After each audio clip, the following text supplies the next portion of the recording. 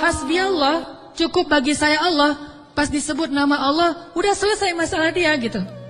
Contoh, ada musibah. Terus temannya bilang, tenang, ntar Allah ganti dengan yang lebih baik. Kan disebutkan nama Allah, tenang, ntar Allah ganti dengan yang lebih baik. Oh ini ada doa nih, wakhluf li khairam minha, ya Allah beri saya ganti yang lebih baik.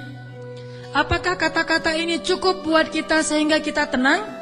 Sehingga kita tidak lagi terus-terusan dalam keputusasaan terhadap musibah-musibah yang kita hadapi? Kalau enggak, berarti kita gombal mengatakan hasbi Allah.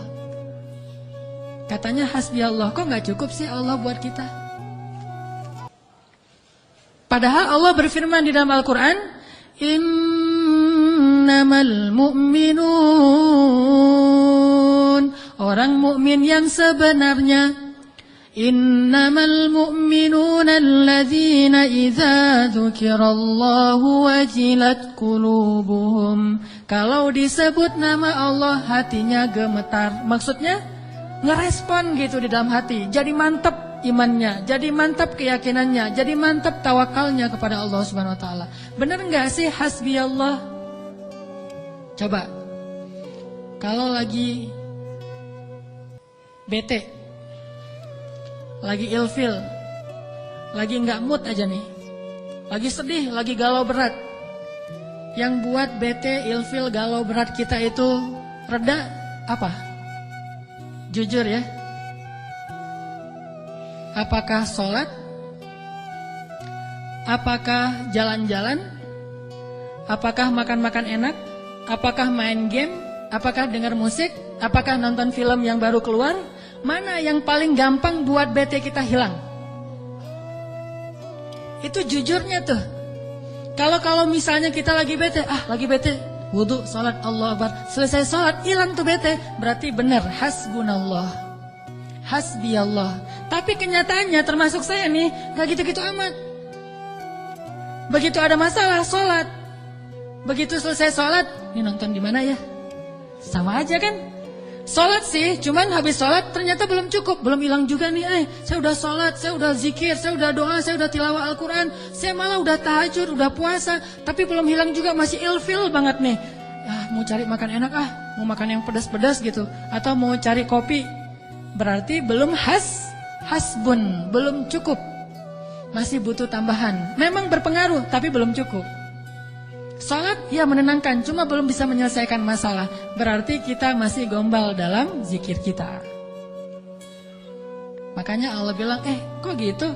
Katanya saya cukup buat kamu. Kok kamu masih mencari solusi yang lain setelah saya? Kok kamu masih menyekutukan saya dalam mencari jalan keluar terhadap masalah-masalah kamu? Berarti kamu tuh gak benar ngomongin hasbi Allah. Orang yang benar-benar mengatakan hasbi Allah tuh kayak Ibrahim tuh. Ketika dia masuk ke dalam api, dilemparkan ke dalam bara api, tiba-tiba Jibril datang kepada Ibrahim mengatakan, ya Ibrahim, alaka hajah? Apakah kamu punya sesuatu yang kamu butuhkan? Sal, tu'ta, minta kepada saya, nanti saya akan kabulkan. Kata Jibril. Apa kata Ibrahim? Amma ilaik salah. Kepada kamu? Enggak. Saya tidak butuh siapapun. Hasbi Allah wa ni'mal wakil. Baru Allah padamkan tuh api, keajaiban. Kenapa kita mengucapkan banyak kalimat zikir tapi tidak terjadi keajaiban-keajaiban dalam hidup kita? Mungkin kalimat kita itu belum jujur, belum sesuai dengan hati kita dan realitas kehidupan kita. Makanya zikir kita itu belum powerful. Harusnya zikir yang powerful itu begitu kita bilang hasbi Allah, api padam. Jadi kalau ada kebakaran, hasbi Allah, gak butuh telepon pemadam kebakaran, selesai sudah. Kenapa kita telepon pemadam kebakaran? Karena kita belum hasbi Allah secara jujur. Ini benar nih, walaupun agak-agak, contohnya agak-agak lebay mungkin ya, tapi benar loh. Kenapa? Kita ketika nggak usah api yang membakar rumah lah, nggak usah kebakaran, hal sepele aja. Masalah perasaan, masalah lapar. Bukankah Nabi mengatakan nanti makanan orang di akhir zaman adalah kalimat la ilaha illallah? Ini makanan orang di akhir zaman. Ketika muncul Dajjal, makanan kaum muslimin itu adalah la ilaha illallah. Begitu bilang la ilaha illallah, kenyang. Itulah orang yang selamat di masa Dajjal. Kira-kira kalau sekarang Dajjal keluar, kita selamat gak? Cari tahunya gimana? Kalau teman-teman lapar, coba bilang la ilaha illallah. Lapar masih lapar atau udah kenyang? Pasti masih lapar ya. Karena kita nggak menganggap Allah segalanya, hasbiyallah. Tapi nanti di akhir zaman ketika Dajjal muncul, Nabi mengatakan makanan mereka pada saat itu adalah zikir subhanallah, alhamdulillah, Allahu akbar, la ilaha illallah. Itulah makanan mereka. Begitu mereka bilang subhanallah, la haula wala quwata illa billah, langsung kenyang. Anaknya bilang pa lapar, bilang la haula wala quwata illa billah. La haula wala quwata illa billah gimana? Udah kenyang. Ya tuh. Itu benar-benar umat akhir zaman banget tuh. Kalau kita kayaknya bukan umat akhir zaman. Umat zaman edan. Kita ucapin la ilaha illallah masih lapar, sholat masih galau, udah zikir sekian ribu masih sedih, masih sakit hati. Kenapa? Karena kalimat kita itu belum jujur. Kok gitu kalimat kamu, kata Allah kepada kita. Karena Allah tahu isi hati kita.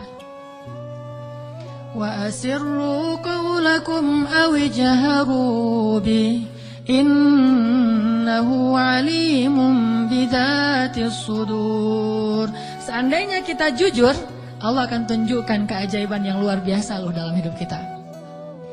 Wa aufu bi'ahdi ufi bi'ahdikum wa iyaya farhabun. Kata Allah, jujur, tunaikan janjimu kepadaku, aku pasti akan tunaikan janjiku kepadamu, dan kepadakulah kalian akan lari. Maksudnya, kepada Allah kita meminta pertolongan.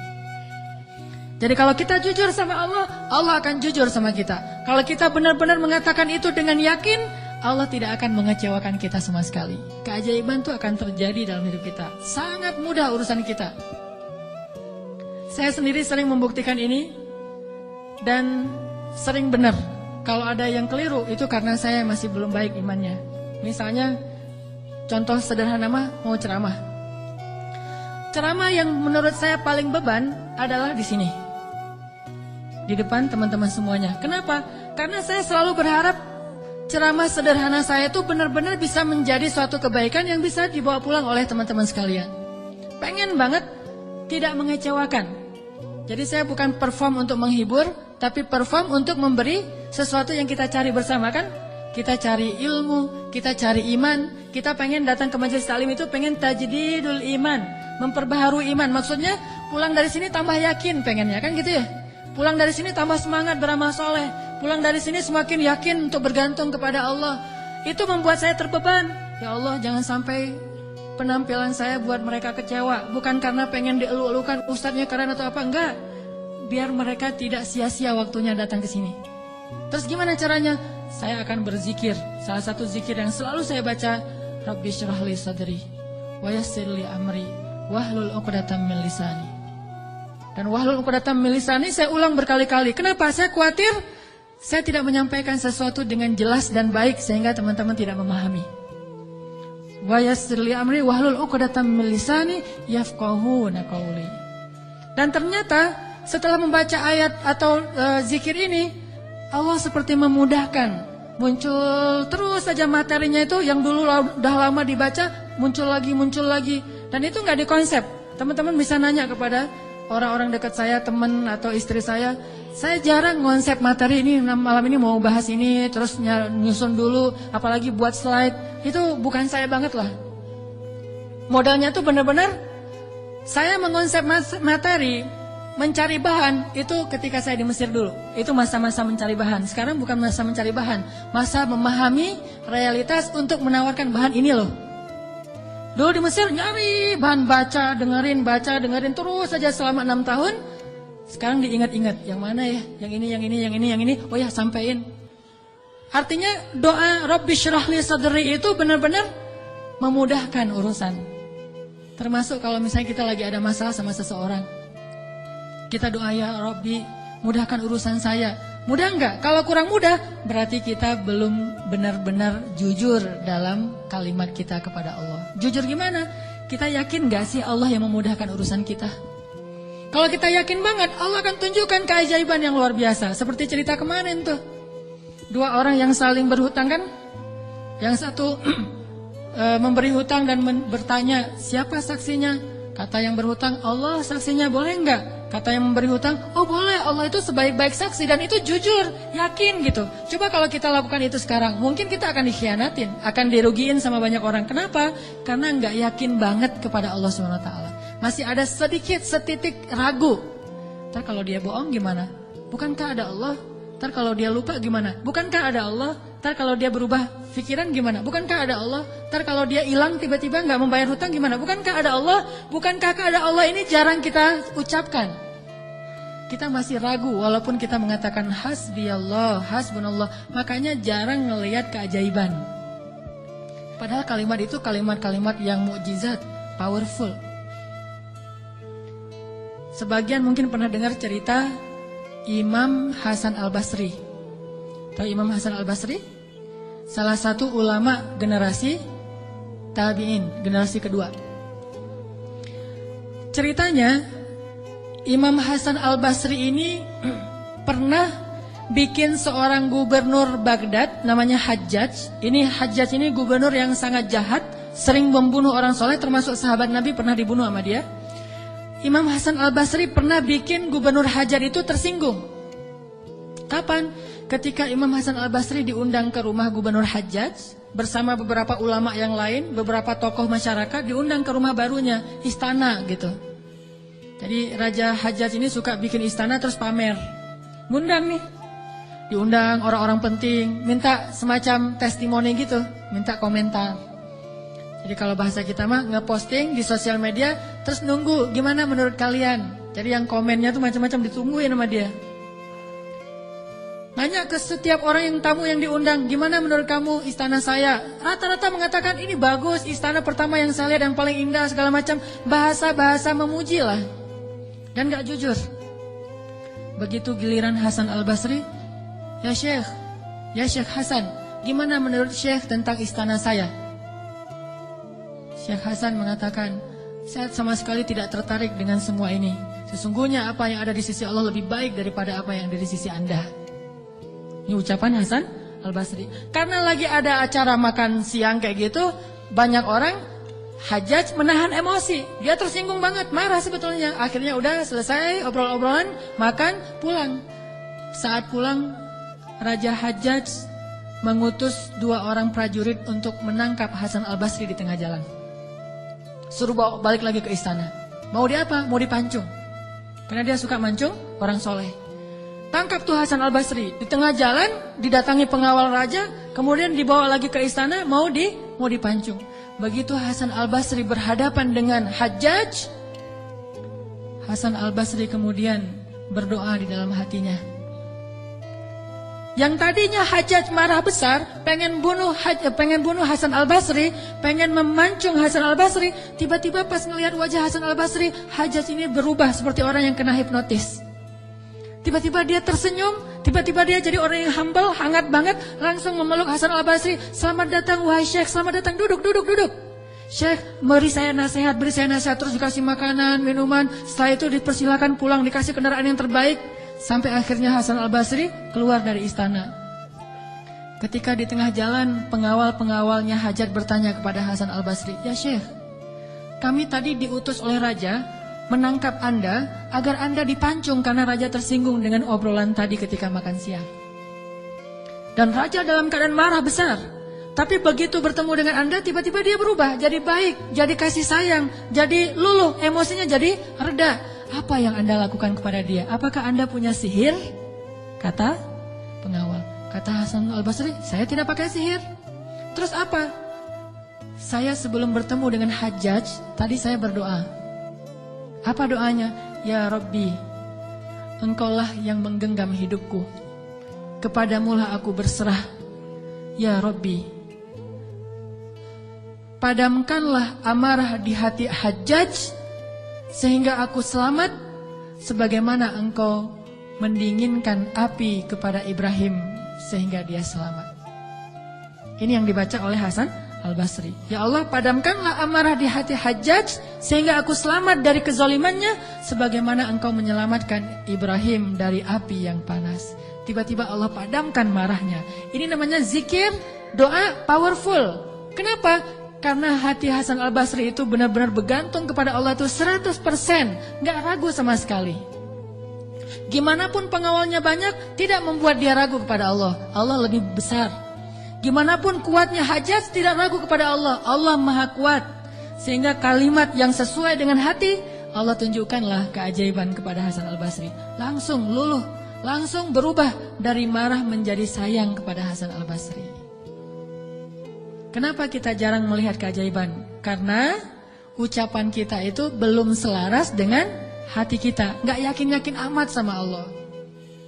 Sering bilang la haula wala quwata illa billah, tapi kita masih yakin ada kekuatan lain yang mempengaruhi hidup kita. Padahal kata Nabi kepada Ibnu Abbas, kalau semua orang berkumpul dan ingin menolong kamu, mereka tidak dapat menolong kamu kecuali dengan seizin Allah. Kalau mereka semua berkumpul ingin mencelakai kamu, mereka tidak bisa mencelakai kamu kecuali dengan ketetapan Allah. Allah, Allah, Allah, di tangannya lah segala kebaikan, di tangannya lah segala kerajaan. Tabarakalladzi biyadihil mulk wa huwa ala kulli syai'in qadir. Percaya enggak kita dengan ayat itu? Jawab dengan hati kita masing-masing. Kalau kita percaya, baru terjadi keajaiban dalam hati kita. Pernah menghadapi orang marah? Pernah? Sering kan? Siapa yang marah? Istri. Tahu gimana kalau istri lagi marah? Oh, belum tahu ya. Ya udah deh, ganti contoh. Orang tua deh, orang tua. Saya lupa aja nih kalau saya di hadapan para jomblo fisabilillah. Kalau istri lagi marah, padamkan marahnya itu bukan dengan hadiah dunia dulu. Itu buat kita ragu sama Allah dan mengandalkan materi. Pas marah, tunjukin mau ke Lombok, Bali, Jogja, atau Maldives. Pasti dia pilih Maldives tuh. Pas dia pilih Maldives, kita nangis. Kenapa? Dananya gak cukup. Makin marah dia tuh. Jangan nawarin materi dulu untuk meredakan marah seseorang. Karena kita akan bergantung kepada materi itu. Ternyata ampuh. Kalau dia marah, saya kasih tuh brosur. Brosur doang. Kalau lagi marah, nonton yuk. Pelan-pelan reda marahnya, berarti efektif. Nonton cukup bagi saya. Pas lagi marah, ada kafe baru loh, enak tuh makanannya. Terutama tuh misalnya green tea-nya, milkshake tuh paling enak tuh se-Bandung. Reda marahnya, milkshake cukup bagi saya. Kan? Bukan hasbi Allah, hasbiya milkshake. Kenapa bisa gitu? Karena ketika kita mau meredakan marah seseorang itu, kita menggunakan materi. Atau menggunakan bahasa-bahasa ngegoda, ngerayu, gombal tadi. Tapi kan lama-lama agak-agak habis juga ya bahan menggombal ya. Harus buka, jadi teman-teman bisa ke Gramedia mungkin beli buku dengan judul Kumpulan Gombal-Gombal Efektif. Udah teruji, banyak yang menggunakan gombal ini dan berhasil meredakan amarah. Mungkin, tetapi itu berarti kita tidak mendapatkan yang paling luar biasa, sehingga suatu saat kita akan kewalahan sendiri. Berapa sering kita bisa memberikan materi, memberikan brosur, memberikan kafe, memberikan nonton, memberikan hiburan, entertain segala macam. Berapa sering? Coba sesekali ketika menghadapi seseorang yang marah, andalkan Allah. Pas mau ketemu orangnya, ya Rabbi, ya Rabba Ibrahim, wahai Tuhan Ibrahim, padamkanlah amarah istri saya sebagaimana engkau memadamkan api bagi Ibrahim. Terus temuin, kalau masih marah, ya Allah astagfirullahaladzim, berarti saya belum jujur nih, masih belum yakin sama Allah, istighfar lagi, ya Allah padamkan. Masih marah, ya Allah padamkan. Terus saja sampai yakin. Kalau kita yakin itu berubah loh, benar-benar berubah. Kalau nggak bisa langsung, bertahap, tergantung iman. Ada orang yang imannya baru redam amarah seseorang itu 1 jam, berarti imannya iman 1 jam. Ada yang setengah jam, ada yang 10 menit, ada yang ketemu berubah langsung. Sampai orang yang marah itu juga terheran-heran. Kenapa ya? Saya tadi sebetulnya lagi sebel banget sama kamu, tapi pas melihat kamu jadi berubah, kenapa ya? Karena Allah. Ini mah masalah iman, bukan masalah fasihnya mengucapkan hasbi Allah. Semua kita mah yang namanya hasbi Allah pasti fasih, apalagi sadaqallah itu paling fasih tuh. Sadaqallahul azim itu fasih banget. Kenapa? Apalagi baca 1 juz pengen sadaqallah cepet-cepet kan? Itu fasih. Bismillah fasih hasbiyallah. Insyaallah tahsin hasbiyallah wa ni'mal wakil. Malah kita kadang-kadang kalimat hasbiyallahnya tuh lebih keren daripada sahabat loh. Kalau sahabat kalimatnya cuma gini, hasbunallah wa ni'mal wakil. Kalau kita hasbunallah wa ni'mal wakil, ni'mal maula wa ni'man nasir. Coba lihat, panjangan siapa ucapannya? Panjangan kita kan? Sahabatnya cuma sedikit, Ibrahim lebih sedikit lagi, hasbiyallah, segitu doang. Kita rame, oh jangan cuma hasbiyallah, tambahin dong, jangan terlalu irit-irit dalam berzikir. Rame aja di broadcast soal panjang pendeknya zikir, tapi dua-duanya nggak powerful, nggak ngaruh. Yang bilang hasbiyallah wa ni'mal wakil sama aja, yang bilang hasbiyallah wa ni'mal wakil, ni'mal maula wa ni'man nasir, diulang 33 kali, tapi nggak ngaruh. Kenapa? Karena nggak jujur. Hanya fasih di lisan, tetapi tidak fasih di hati. Harusnya kayak Imam Hasan Al-Basri, begitu dia katakan demikian, doanya langsung berubah. Termasuk doa tadi, Allahumma ajurni fi musibati wa akhluf li khairan minha. Ya Allah, beri saya pahala dalam musibah saya, beri saya ganti yang lebih baik. Selama apa sih Allah kasih kita ganti? Di situ kita bisa mengukur keimanan kita. Kalau begitu kita berdoa langsung dapat ganti, itu imannya ajaib tuh. Kalau kita berdoa tunggu gantinya sebulan kemudian, itu imannya standar.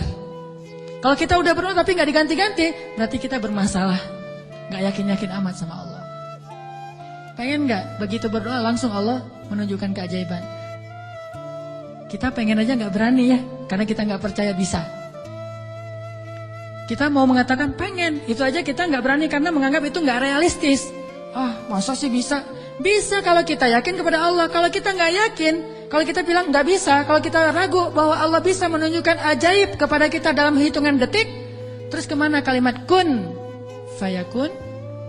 Masalahnya kita nggak yakin untuk bilang pengen, begitu doa langsung Allah kabulkan. Itu aja kita ragu. Kenapa? Kita nggak percaya itu bisa terjadi dalam hitungan simsalabin abrakadabra. Kita nggak percaya itu bisa terjadi dalam satu kalimat kun. Makanya tidak ada kun dalam hidup kita. Gimana caranya?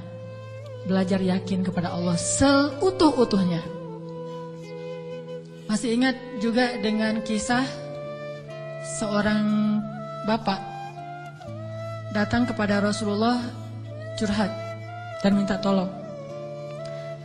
Dia bilang, ya Rasulullah, putra saya ditawan oleh musuh dan mereka meminta tebusan 100 dinar. Kalau saya nggak ngasih uang 100 dinar, putra saya akan dipenggal, akan dibunuh ya Rasulullah. Sedangkan saya orang miskin.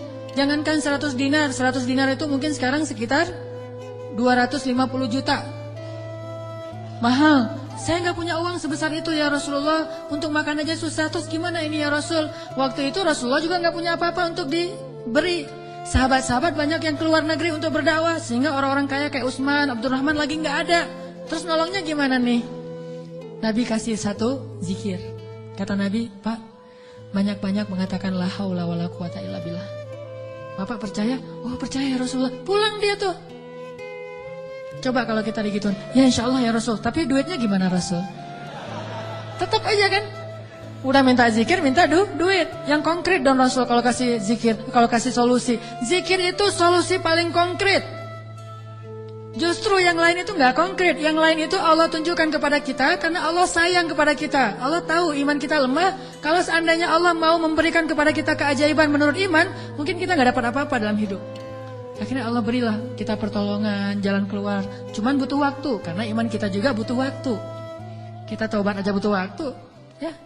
Untuk hijrah aja butuh waktu. Untuk taubat butuh waktu. Mau sholat aja minta tambahan waktu. Udah azan jangan sekarang deh, ntar lagi. Gimana kita mau dapat pertolongan Allah yang sekarang? Fair gak sih kalau Allah mengatakan, oh ntar lagi ya hambaku, orang kamu juga barusan sholatnya juga bentar lagi. Allah kasih tuh. Begitu Nabi bilang, ucapkan banyak-banyak membaca la haula wala quwata illa billah. Dia yakin langsung mengatakan, oh ya insya Allah, yakin gitu akan terjadi keajaiban. Bukan, ya ada Utsman gak Rasul? Enggak. Abdurrahman bin Auf rumahnya di mana ya? Enggak nanya-nanya orang kaya. Udah aja yakin. Pulang dia tuh. La haula wala quwata illa billah. La haula wala quwata illa billah. La haula. Artinya apa? Tidak ada daya dan upaya dari makhluk. Allah lah yang maha kuasa. Pulang ke rumah, istrinya nungguin. Pak gimana? Udah ketemu Rasulullah. Dapat solusinya, dapat uang pinjaman dari siapa? Enggak. Terus gimana? Nabi ngasih kita solusi yang lebih baik daripada itu. Apa? Ucapkanlah la haula wala quwata illa billah. Istrinya enggak protes, langsung bilang, "Oh ya, langsung la haula wala quwata illa billah." Berdua tuh la haula wala quwata illa billah. Enggak ada ya kirain duit 100 dinar. Enggak sama sekali, yakin. Begitu malam, sepanjang siang mereka la haula wala quwata illa billah, malam hari tiba-tiba putranya pulang. Enggak sendiri, bawa ternak, bawa kambing banyak tuh, domba dibawa. Ada ratusan ekor domba dia bawa pulang. Di luar ramai apa nih apa? Ada domba, siapa? Oh, putra kita, Masya Allah. Pelukan, kangen gitu ya. Kamu gimana bisa selamat? Kata putranya, wahai ayah, ada keajaiban. Tadi, tiba-tiba, ketika saya sedang diikat dan besok mau dipenggal, pengawal-pengawal saya itu tiba-tiba pada ngantuk, tertidur. Dan tiba-tiba ikatan saya menjadi longgar sehingga saya bisa melepaskan diri. Dan bahkan ketika saya mau pergi, saya kepikiran kenapa saya nggak bawa domba-domba aja sebagai ghanimah. Domba 100 ekor kira-kira berisik nggak sih? 100 ekor domba berisik nggak? Berisik kan? Berisik banget kan? Tapi seberisik itu orang yang ngawal dia tuh nggak bangun loh.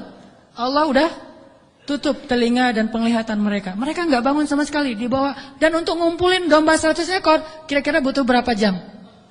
Itu bukan kerjaan yang gampang. Ngumpulin 100 ekor, digiring ke satu arah, udah gitu berisik lagi. Ada yang domba yang lari ke sana, ditarik lagi. Namanya domba kan? Domba-domba yang tersesat gitu deh.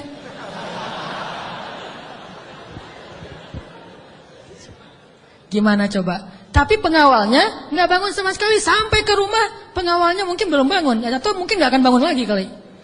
Ya, la haula wala quwata illa billah. Baru ayahnya sadar, Masya Allah, la haula wala quwata illa billah. Dan ini orang yang mengatakan ini nggak disebutkan namanya dalam riwayat. Kenapa? Saking nggak terkenalnya.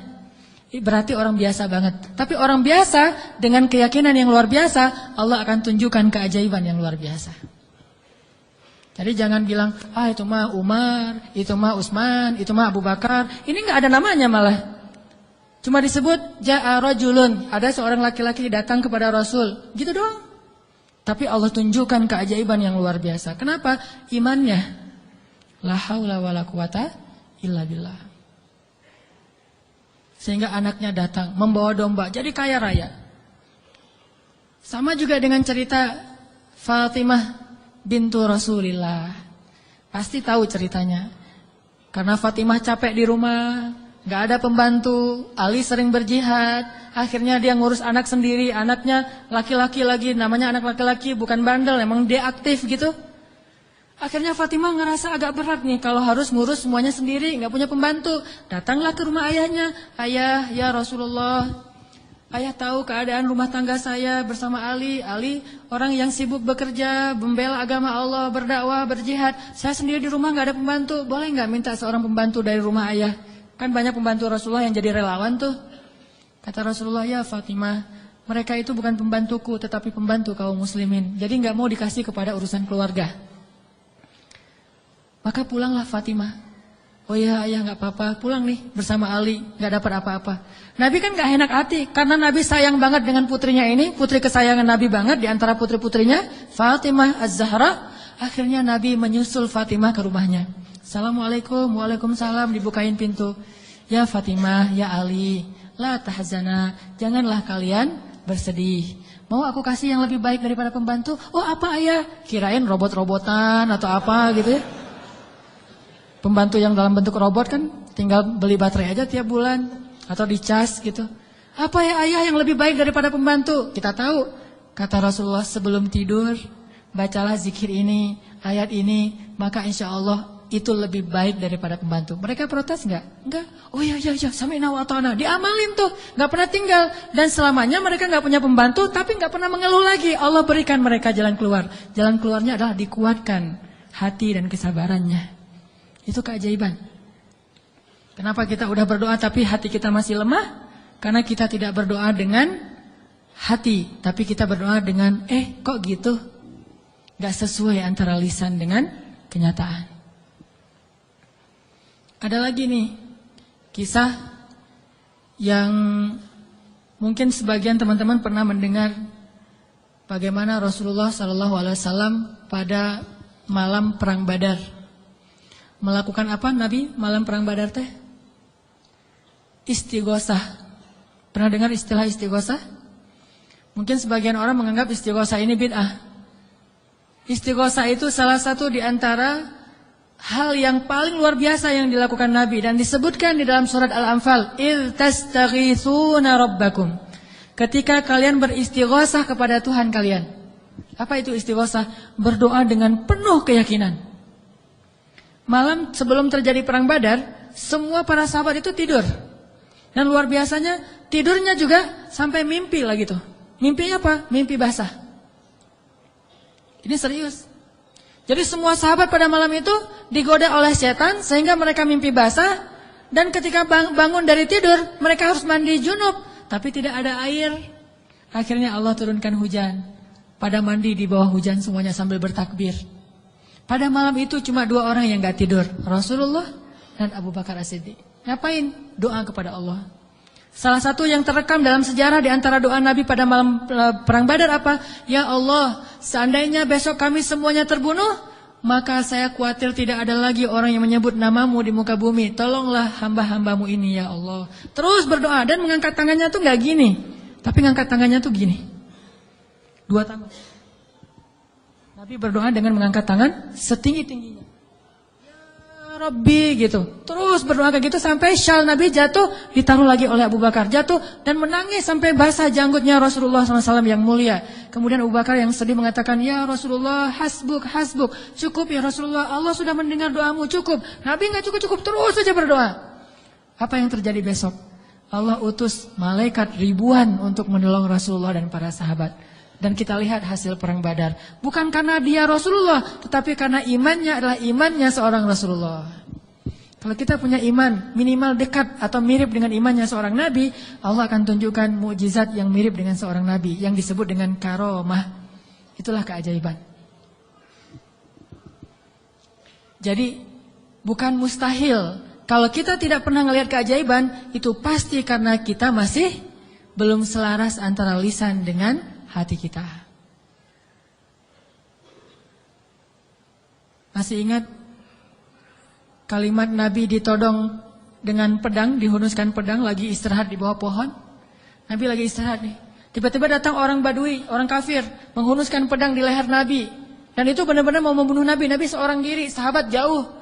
Terus laki-laki itu mengatakan, ya Muhammad, sekarang kamu sendiri. Kalau saya akan membunuh kamu sekarang, siapa yang bisa menolong kamu?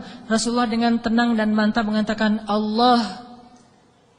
Kalimat Allah itu membuat laki-laki tadi gemetar dan jatuh pedangnya. Coba, ini kalimat Allah kayak gimana? Coba kita ucapkan Allah, ada yang gemetar nggak? Allah, apaan? Nggak dengar? Ya. Biasa aja. Jadi kalau ada musuh, misalnya kita lagi marahan nih di jalan, ada orang yang marah, pengen ngancam kita, Allahu Akbar. Dia langsung gemetar gitu, langsung tunduk, langsung gak bisa berdiri. Berarti ini Allahu Akbar kita ini udah benar-benar powerful. Tapi kenyataannya kan gak pernah kan. Kita bilang Allah terus orang gemetar gara-gara kata-kata kita. Rasul bisa kayak gitu loh. Jadi kalimatnya sama yang kita ucapkan dengan yang Rasulullah ucapkan. Tetapi hatinya beda. Nabi mengatakan Allah, gemetar tangannya, jatuh pedangnya, diambil oleh Nabi. Dihunuskan ke leher orang itu. Nabi bertanya, sekarang kalau saya mau membunuh kamu, siapa yang menolong kamu? Kata dia, engkau wahai Muhammad. Cuma engkau yang bisa menolong saya dan menyelamatkan saya. Akhirnya Nabi membiarkan dia pulang, dan dia akhirnya pulang dalam keadaan selamat dan menyebarkan agama Islam kepada kaumnya. Jadi sesi pertama ini kesimpulannya apa? Salah satu di antara sebab tidak banyak terjadi keajaiban dalam hidup kita karena iman kita